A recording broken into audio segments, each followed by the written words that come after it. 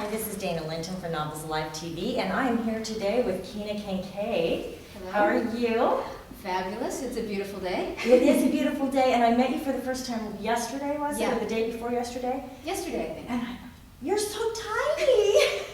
You're just so petite. I'm eco-friendly. I use fewer resources than a tall person would. I've got a daughter that's 92 pounds and 5'1", so I mean, I'm used to tiny people. But Yeah. in your picture, I imagined that you were much taller than me, and I don't know why. You walked in, and I'm like, wow. You know, I have had other people say that they expect me to be taller. It's that picture. I swear it is. Yeah, maybe. I don't know. It's just maybe. I got a tall personality. Maybe. That's what I don't know, it is. but I've never been mistaken for a tall person in my life. Well, Until this photo. that photo, that you really do look tall. Now, you Yeah. were telling me before we started shooting that you have some awesome news. I do. I am going to do my spazzy dance here. I just got a phone call like 2 minutes ago from one of the organizers of that rom-com, Okay. which is a new readers conference that's happening in July out in Denver. Mhm. And my most recent book, Ties That Bind, is a finalist in the paranormal category. Yay! That is so cool. So So now I'm on your excited. lap, what have you got? This is the book, Ties That Ties Bind. the Bind. Okay, so this is the book that is a Reader's Choice Yeah. finalist. Okay, And, tell us about it. It is the second of a 3-book series. I call it an accidental series because I hadn't planned to write a series, but the characters just wouldn't shut up. Yeah. And this one, Aiden in particular, he's my hero, Aiden F. Owen. He really wouldn't shut up. In my first book, Anna Kara, he was the younger brother of the hero. Mhm. And he was kind of the catalyst for everything that went wrong. Oh, one of those. One of those. 17, angry, sullen, Mhm. you know how 17-year-olds are. Oh, I do. Yeah. And at the end of the book, he had, lost the girl he kind of liked, and he was pretty much taken by the king. It's like, you will be my minstrel. You have no choice about it. Oh. Because not only does he have magical abilities, but he's also just a natural musical talent. Okay. He sees an instrument, he knows how to play it. He hears a song once, he can play it, sing it, rearrange it, redo it. I'm extremely jealous of that talent that he has. My son does that. It's amazing to watch somebody do that. My grandfather could do that. I mean, like, so many other people in my family can do that. It just Not gives me. you. It just bypassed me. I can't do it, and I'm in amazement when my son can just sit down and play anything. Yeah. Just It's a gift. how? Oh, it's truly a gift. It's magical. So, Now, what time period is this set in? 12th century Okay. England, during the Plantagenet era.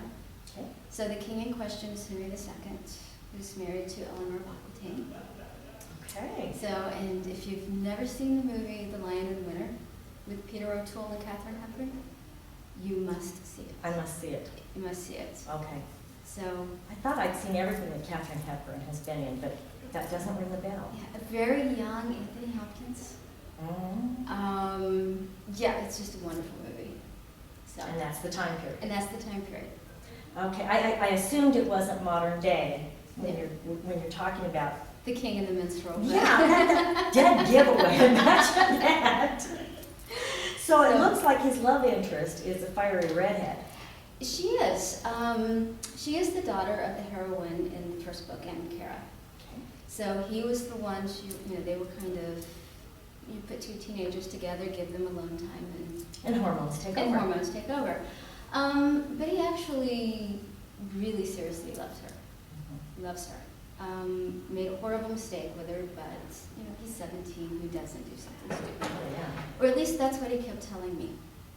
For a year. Give me a chance. Just, Jimmy, I can change. I'm like, go away. No, let me change. I can show you. I can prove it to you. So when I started the book, I deliberately put him in the absolute worst possible position that I could. You want to see how he could get himself out of it? He has become everything that Tess, the heroine, despises. Oh. He uses his magic deliberately and purposefully for his own gain, misuses it horribly. Not good. Not good. He has no ethics or morals when it comes to that. Really no ethics or morals when it comes to sex. Oh. But A lot of men are like a that. lot of men are like that. But everyone does notice that he does tend toward the redheads. So there's some chatter. It's like, well, what redhead, broke his heart or something like that. So there's a small streak of vulnerability there that you can see. Okay. And because he was just such a horrible person in the opening chapter. But I bet every redhead I've ever known, Uh-huh. they have very strong personalities, very strong-willed, and maybe even a little short-tempered. There's probably only one redhead I've known that wasn't short-tempered. Most of them are. In my experience. Tessa's mother is very much like that. She's very strong, she's very independent. I once described her as Boudica reincarnated. Okay. So, being the daughter of someone with that strong of a personality, Tess, when you first meet her, you don't expect the strength that she has. She tends to be quiet. She tends to say, okay, whatever, and then she goes and does whatever she pleases. She doesn't raise that ruckus or fuss, but you can't move her. She is as immovable as a mountain. And he's obviously very attracted to that quality in her. yeah, he is. She will stand up to him. He cannot get around her. He cannot cajole her into his way of thinking or doing what he wants to do. Okay, so he can't manipulate, and so he's really interested in this chick that he can't manipulate. Yeah, and he doesn't want to manipulate her. So so it's just how he finds his way back to actually being a man instead of a boy in a man's body doing whatever he wants. Did he prove himself to be a man? He does. He did, actually, he did. After the first chapter, I said, take that. He's like, okay, I can do this. I can do this. So then he introduces a probable nephew that he found would be a bastard nephew that he found in France, who he's taken under his wing and is protecting. And that would be the third book. And no, that is not the third book. His sister is the third book. Oh, okay. But he, drags out this cute little boy who's been abused and is very vulnerable. And he says, look at what I'm doing. I'm like, okay, score one for Aiden.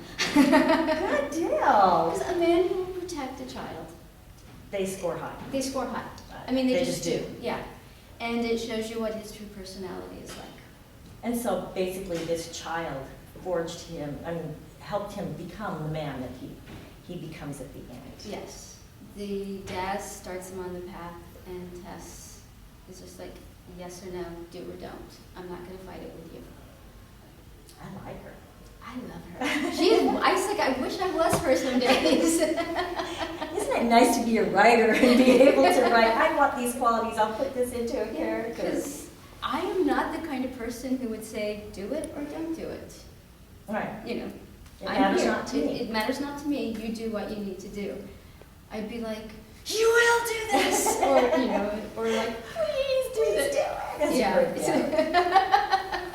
Well, thank you so much, Keena. It's been a pleasure talking to you. Thank you. Thanks for having me. And you'll have to let us know if you win.